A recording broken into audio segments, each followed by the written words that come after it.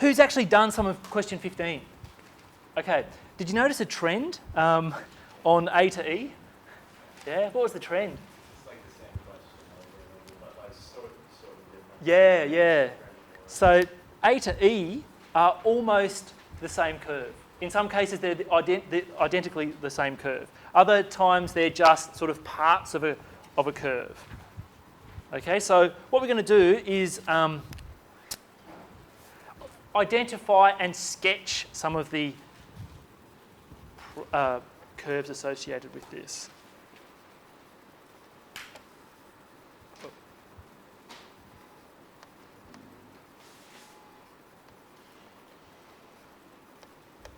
Okay. Well, let's see if the projector settles down. 15.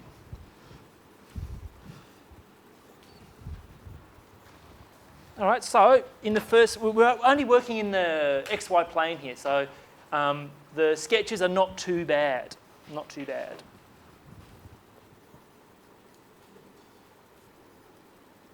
Now again, I'm just going to write them without the ij's, k's.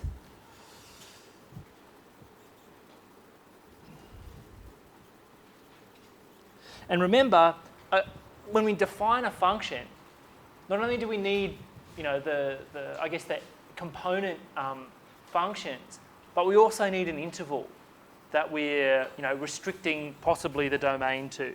In this case, it's all real values of t. All right, so can anyone suggest what the curve associated with that function, vector function, might be? A line. How did you get that? Okay, all right. Okay, so subbing in values of t can sometimes be handy, maybe not all the time. What about a more sort of universal method?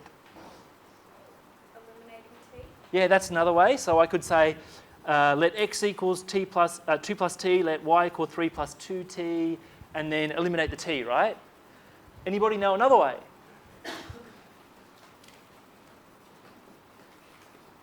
Anyone?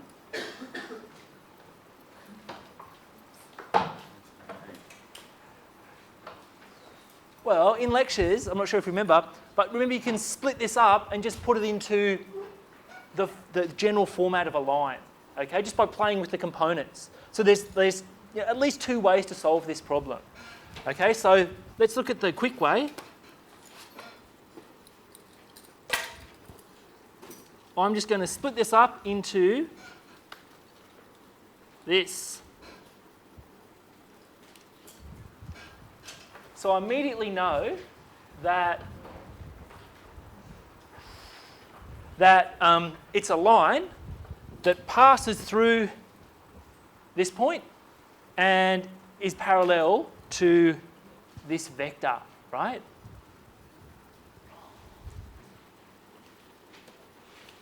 So let's say our line L is parallel to vector 1, 2, and passes through the point 2, 3. Okay? But let's do it another way and go back and form the Cartesian equation, right? We're all probably more comfortable with that than this particular one because we're conditioned to it in a sense. So the other way,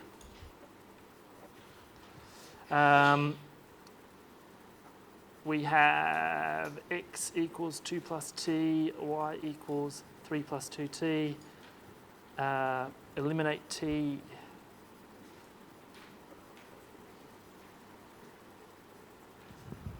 Okay, so just making t the subject here and subbing in here, we'll get 3 plus 2, x minus 2. So then we just got to clean that up, and we'll get 2x plus 2x minus 1, sorry. So of course we can draw it now very easily. So it's going to pass through minus 1 on the axis. And it's going to have a slope of 2.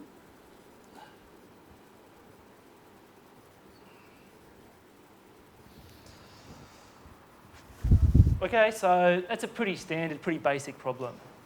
Okay, you probably all could do that very easily. Any questions? Now, if you want to put in the direction of increasing t, well, all you really need to do in practice is put in a couple of values of t. Say, I don't know, t equals 0 and t equals 1, and then see which way the position vector moves. Does the position vector move, say, from here to here, or from here to here?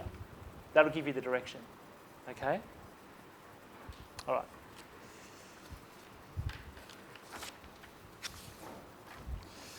Now, part B, which is, again, a bit small, another parameterization.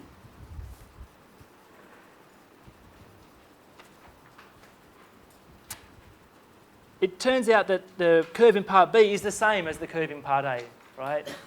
It's just been rearranged, so it's the same vector function, actually. Okay, just been playing around with the components. Let's move on to C.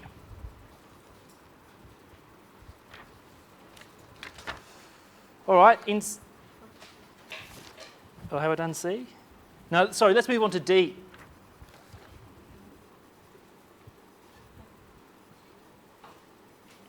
Now, if you look at D and B, it's the same vector function. And we know that the line associated with this is the same as that. But over here, we're restricting the domain to an interval. Okay? So what do you think it might be? Oh, A is just, think of A as the set, the domain of R. Okay? So it's just, in this case, it's just a real line or some sort of interval of the real line. Okay? Yeah, so you can see how it's up here. So, so what do you think D would represent? The curve in D. We're not, you know, considering the whole of the t values. We're just restricting them to between 1 and 2. Anyone know? Yes. Just keep anyone who hasn't had the roll yet, just pass it around. So The line segment. that's it. It's a line segment, right? Well done. So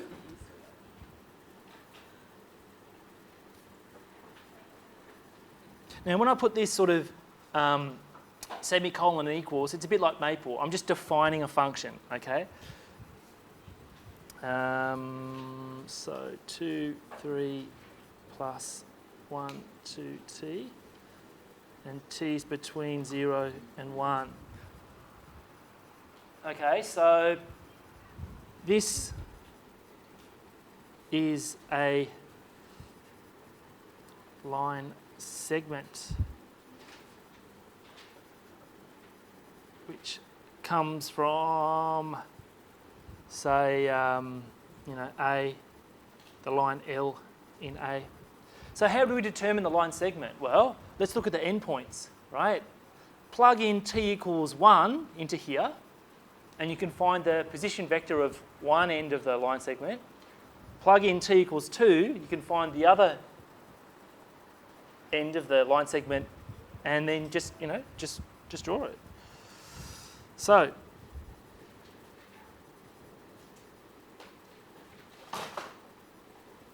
okay, so what are we going to get? We're going to get something like 2 plus 1, 3, 5.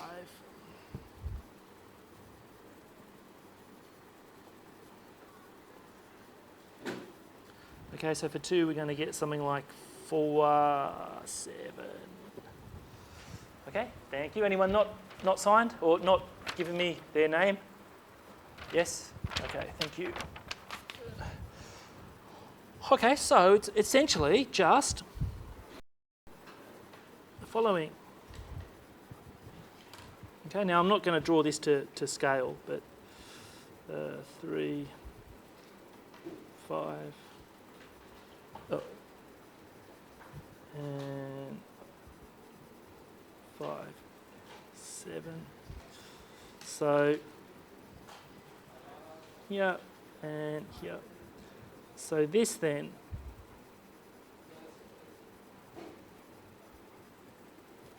is our curve of interest.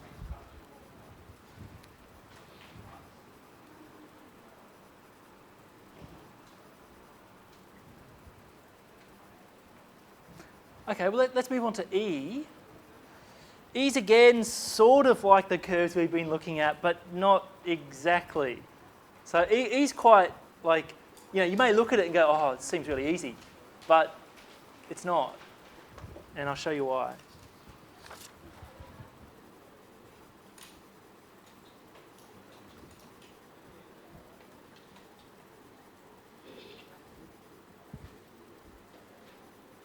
That's a plus.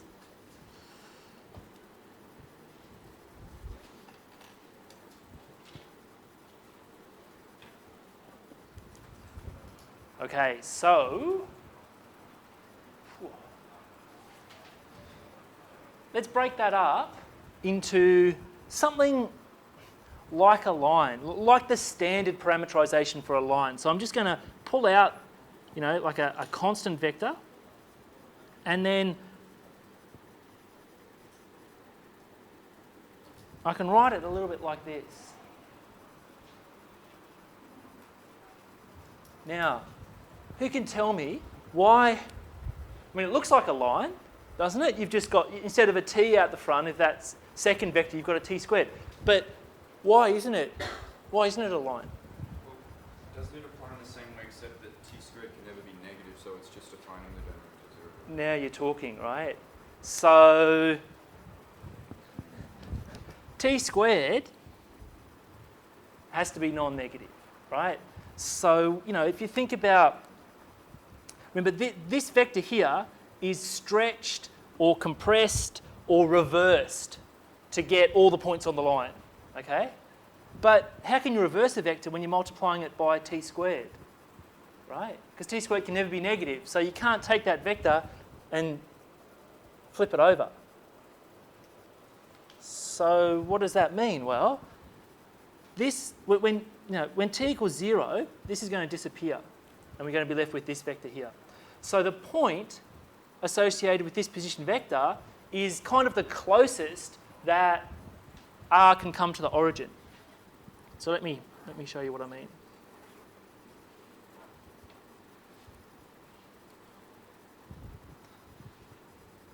Now, if we draw in the same line, just like a ray, I guess, it just sort of goes off to in this direction.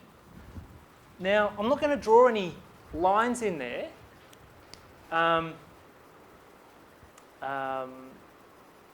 guess no, I'm not going to draw any lines in there. But you should be able to see that I can't go this direction because, say I went up there and I wanted to, I'd have to reverse the direction of this 1, 2 vector to get out over here. I can't do it because I'm multiplying it by a non-negative thing. Okay, so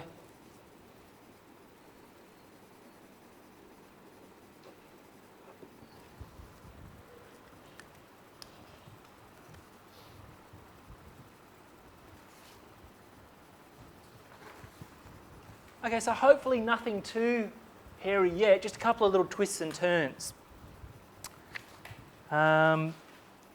Okay.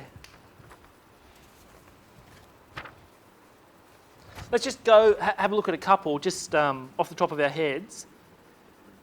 G I actually did in class. Anyone remember what G is? Parabola, right. Okay. You can do that by eliminating the t. What about H? Again, I know it's really small. H is 2 cosine theta plus 2 sine theta. What would that be? What would the curve associated with that be? Circle, right? With radius 2. Yep. What about I?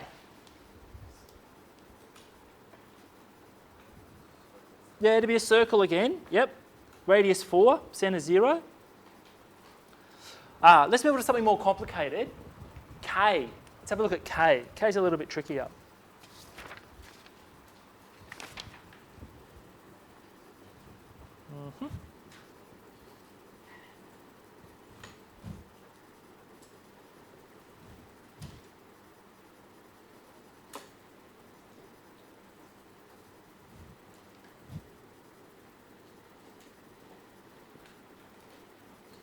And we're working on the interval 0, pi. Is that right? Yep. Okay. Anyone done this one? Yeah. What did you get? Kind of like half an ellipse. Yeah. Is that what you got? Yeah, it's like awesome. Yeah. Yeah. Is that what you got? Yep. Yep. So for this one, we can still use cos squared plus sine squared equals 1. That's probably the easiest. But we just need to use it in a reasonable sort of tweaked manner.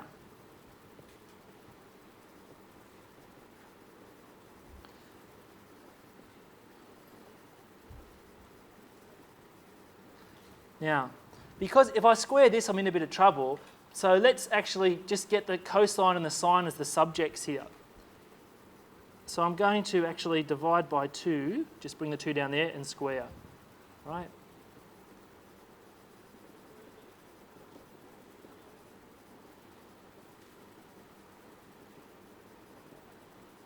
Okay, I know this is 1.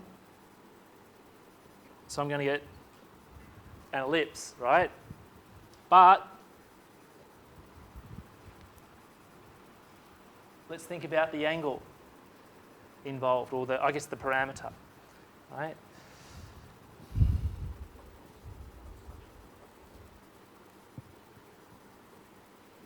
Oops.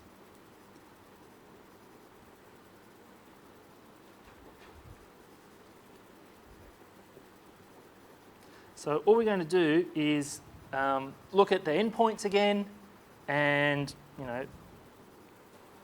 basically, if you could draw this ellipse straight out, and then just sort of look at a subcurve for the curve going from t equals 0 to t equals pi.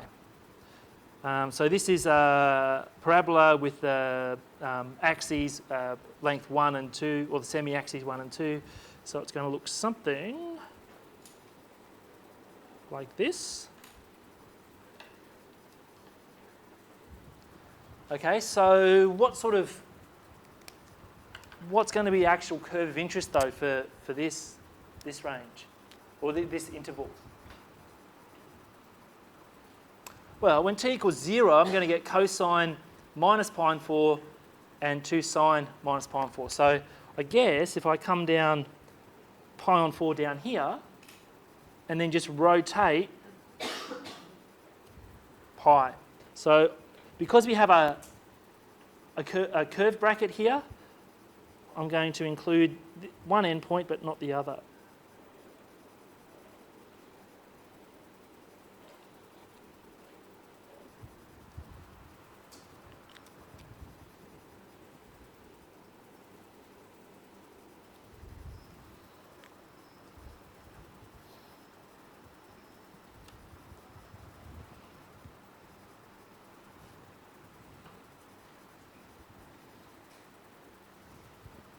Okay. Something a little more challenging. L. L is the following. Right. Anyone still going on this? Yep. All right.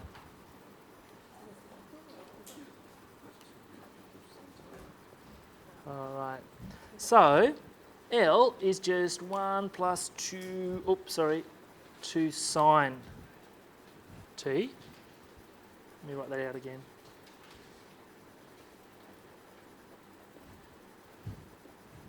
Comma 2 minus 2 cos t. And t is between 0 and 2 pi. All right, so who's done this one? Anyone? Anyone? What'd you get? Well, it's just a circle with a centre that's at 1, 2. Yep, that's it. And so if we break this up, you can actually, pull out the constant vector 1, 2, right? And then form another little parameterization, I guess, with respect to that 1, 2. So let's just do that.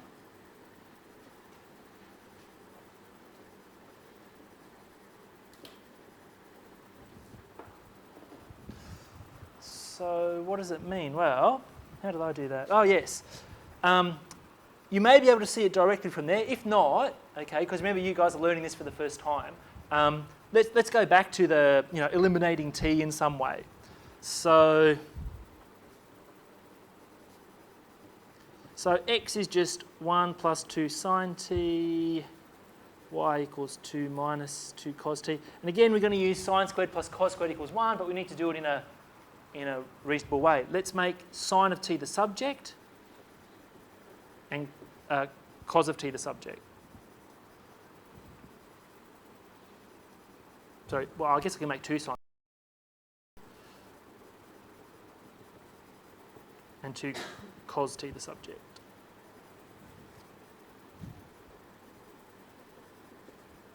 Uh, 2 minus y.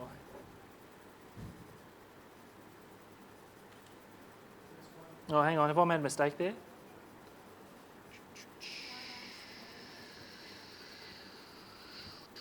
Yes, I have. Thank you. Better? All right, so if I square both of these and add them together,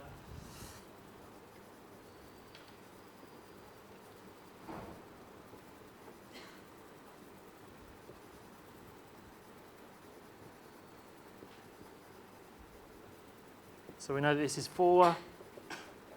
So we come up with the circle, radius 2, centered at 1, 2. Is that how you did it? Yeah, okay. No, I just saw it. You went from sine here? cos. Yeah, good. So let me show you. I mean, it's good to do this. So C is a circle with radius 2 and center 1, 2.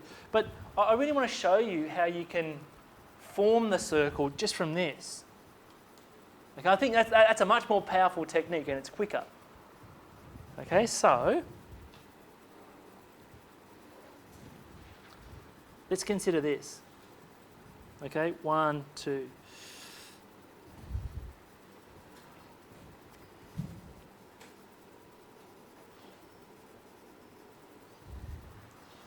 Now, relative to that, this will form a circle around that point with radius 2. Okay, so I think t equals 0 refers to this point down here, and you just sort of, you have a circle. Let's see if I can draw this.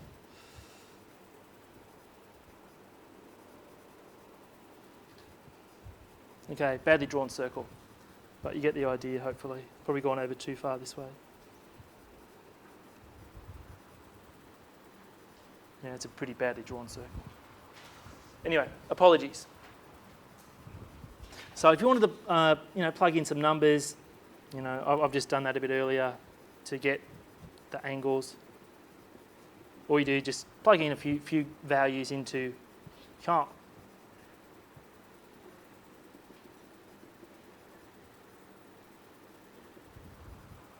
So 1, 4 down there. Anyway, let's move on.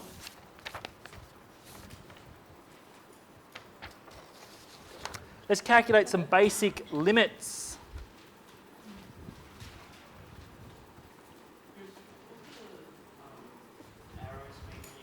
Oh, okay, that's a good question. For curves, it's sort of like, think of a particle moving along the curve. As t increases, it can either go this way or this way. There's 2 ways to go along a curve, right? So to sort of give it some direction, we usually mark the arrows in the direction that the particle would travel as t increases, as time goes on. Okay? So on the rain part, how come you just now? Sorry? On the rain part, how come? Oh, okay. Because, it's something to think about. What happens for negative t? Okay? for t negative, it'll come down, the motion will come down to the point, and then for t positive, it'll reverse and go back. So I didn't want to draw arrows going both ways because I thought that was confusing. I think that's okay. I think if I ask, I think a question would be, if you wanted you to show the arrows, we'd ask you to. Okay? All right, so let's do some basic limits.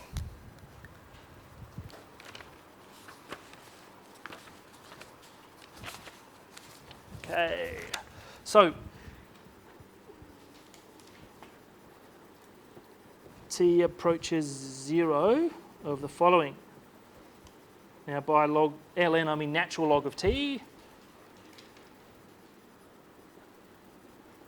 All right, so remember a lot of stuff, I guess analysis, limits, derivatives, integrals for vector functions are just a component-wise analysis. So let's move the limit in to each component function. The limit of this one's going to be what? 1? What about the limit of this one? And this one? 0. Yeah, so how did you work out the limit of this?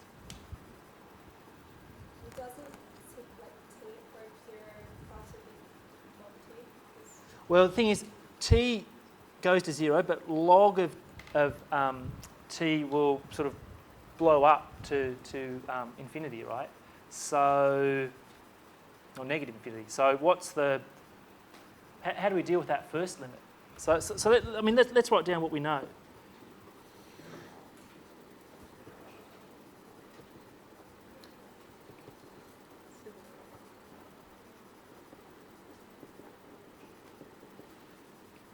So that's, I guess, e to the 0.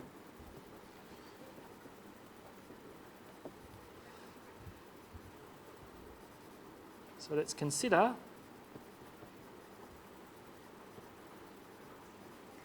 okay, so limit log, don't get it confused. I sometimes write them very similarly.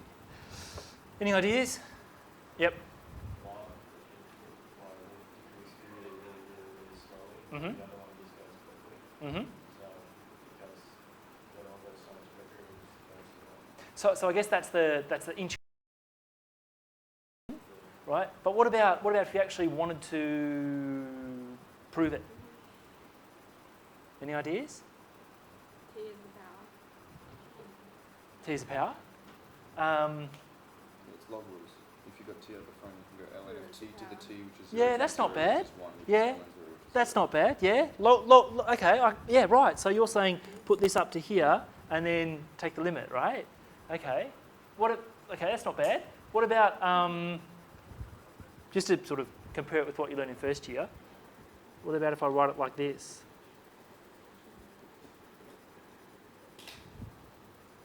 So the limit of the top is going to go off to negative infinity. Limit of the bottom is going to go off to positive infinity. So we've got an indeterminate form, right? So L'Hopital's rule. L'Hopital's rule.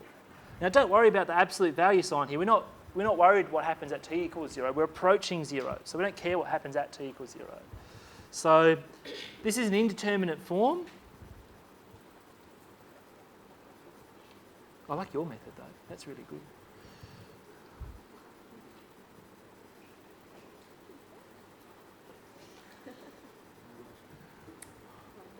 So apply L'Hopital's rule. I know I screwed this up in the lecture the other day, but I've learnt it now, don't worry.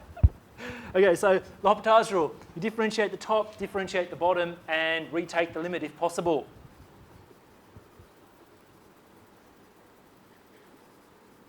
Okay, so we're making a big assumption that the limit does indeed exist.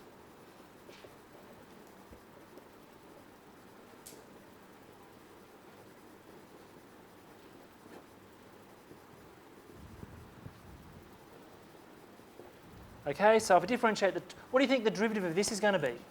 The top. Yeah, 1 on absolute t. Yeah. So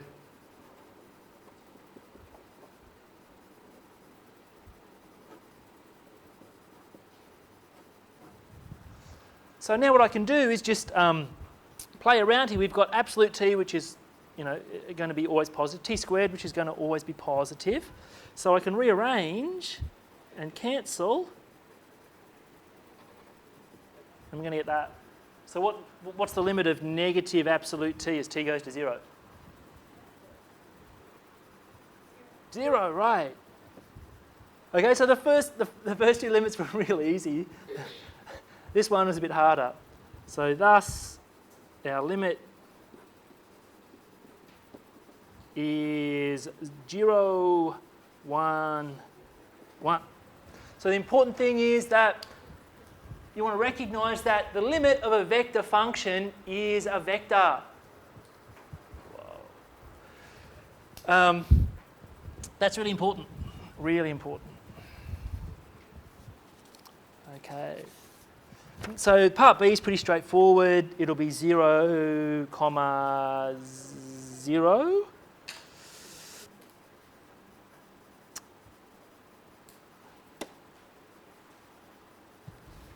I might do one more.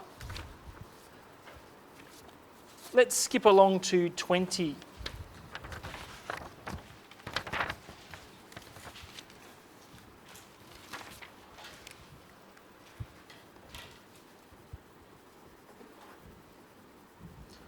Okay, find the unit tangent vector at t equals a to the curve r of t. So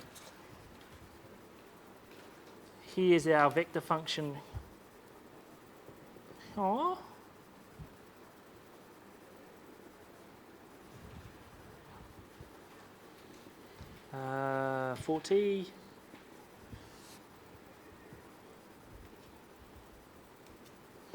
Now, who can tell me what curve is associated with this function, this vector function? Helix, right. Wrapped around which axis? X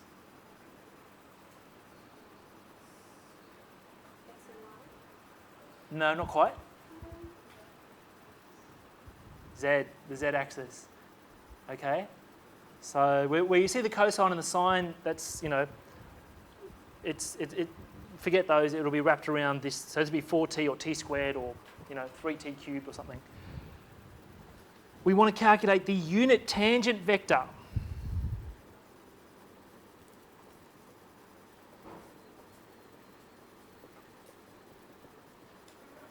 Now, to do that, we want to differentiate. And again, just do it in a component-wise fashion. So I am going to write it out. You don't have to all the time.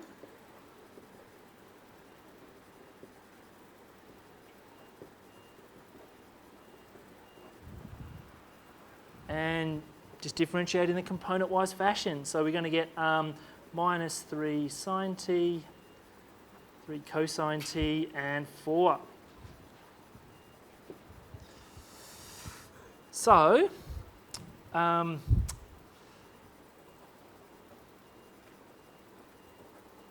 at t equals pi on 4, so just plug in t equals pi on 4, so we're going to get minus 3 on root 2, 3 on root 2, and 4. So that gives us a tangent vector to the helix. But we're asked for a unit tangent vector. So all I really need to do is calculate the magnitude of this and divide by the magnitude.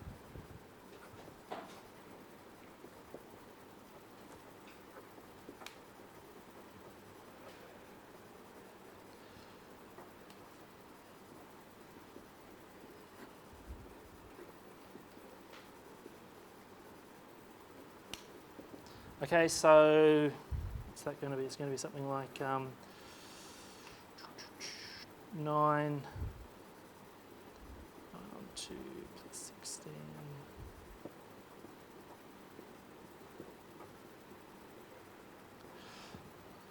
Okay, so I'm going to get root 25, so 1 on 5.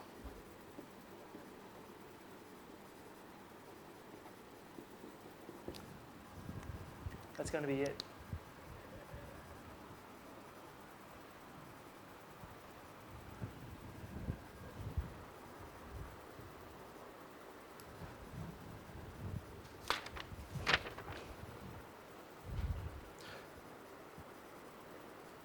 Okay, so the other ones are pretty straightforward. I mean, it's been a pretty, you know, pretty decent transition into this section. So the problems aren't that hard. I might do a few more in the lecture this afternoon because I'm thinking we're going to finish the lecture a little early. So I might do a couple more this afternoon. Yes? I just had a question about 18B. Yep, 18B, yep. Cross product. Yep, the cross product, yep. So there's a product rule for the cross product, but the order is really important, okay? So I can do that one now if you want. Let's just do it now. So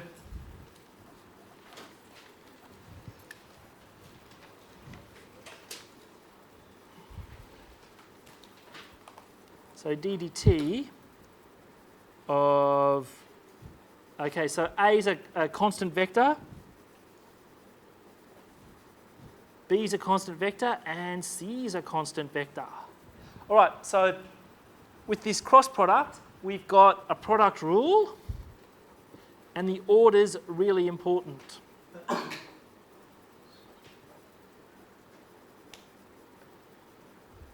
this is like over here. So you've got to keep the order.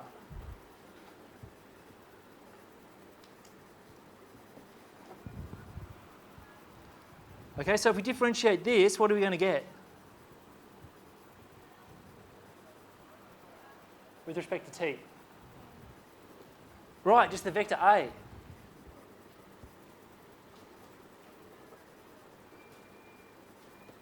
And if I differentiate over here, what am I going to get? Well, a differentiated constant, that's going to go to 0. Differentiate that, I'm going to get C. So over here, I'm going to get this. Now, I can distribute through here and get the following.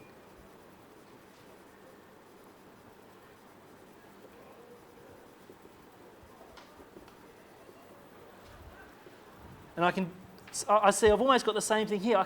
Because t is a scalar, I can pull that out. Oh, so, yeah, you're right. Thank you. A cross B. Okay, so I can pull that t out, and I've actually got 2t A cross C. So there's just knowing little identities involving the cross product. I'm only going to do one part of this question because I don't really have a lot of time. But it's probably the trickiest part, and it's the part that people don't really understand. Now, I know it's hard to read, but this is just question 21. And I'm going to do part A. Now, part A is kind of curious.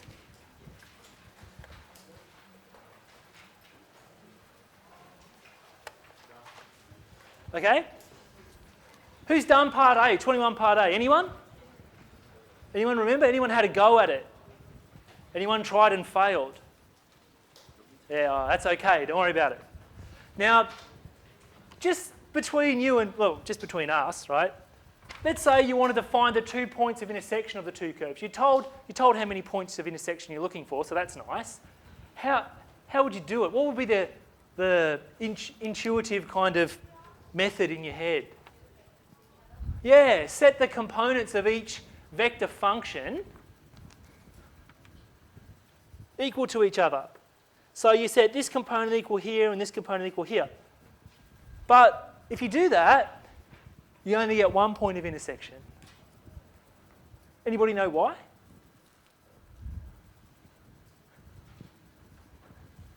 Well, the thing is, what we really should be doing here is not repeating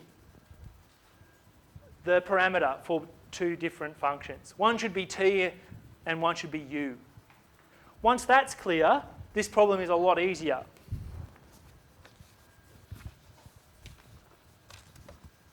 So let me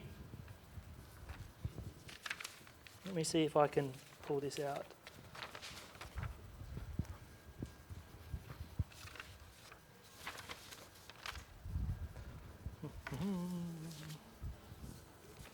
Paper. Ah, yes. Okay. All right. So,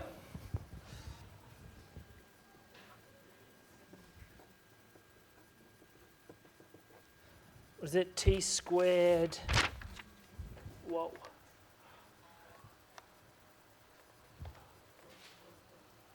Okay.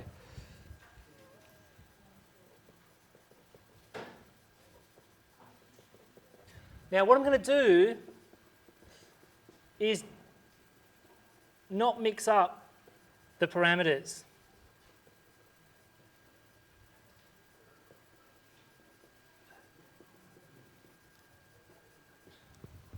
Now, what I'm going to do is let the components be equal. So curves intersect if there are values of t and values of u such that the components are equal.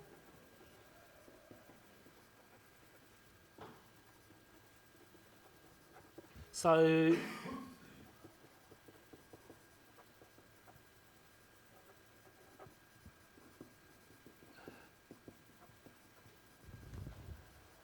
now we've got two equations and two unknowns. So we should be able to solve this.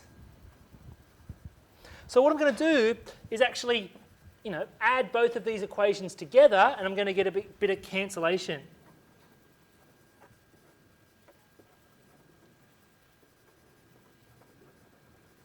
So on the left-hand side, I'm going to get 2t squared, and on the right-hand side, I'm going to get 2u.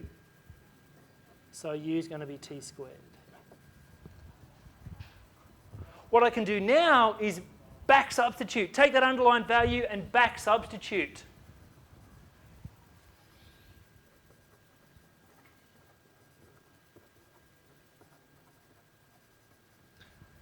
Okay, so I'm going to take this and back substitute in there for u into this one.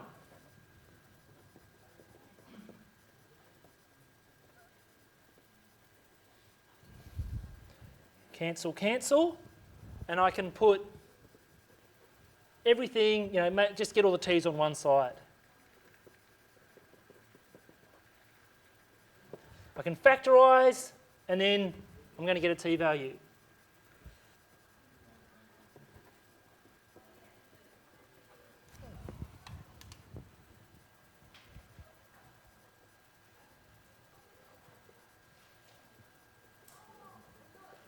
I can factorise again in here.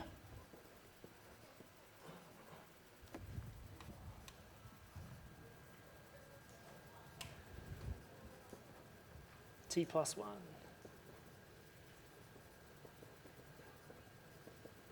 So, t equals 0 or t equals minus 1. Now we've got 2 points of intersection. Okay? So that's the key for that problem. Don't use the same parameter. It's confusing. Okay?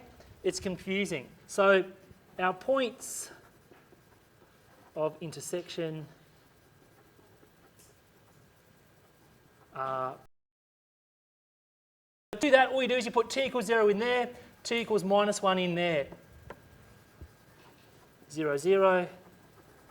And what's going to be 2, 0. So that should get you going on that problem. Okay, I know I've gone about a minute over. Sorry about that. I thought that was an important problem. See you all tomorrow.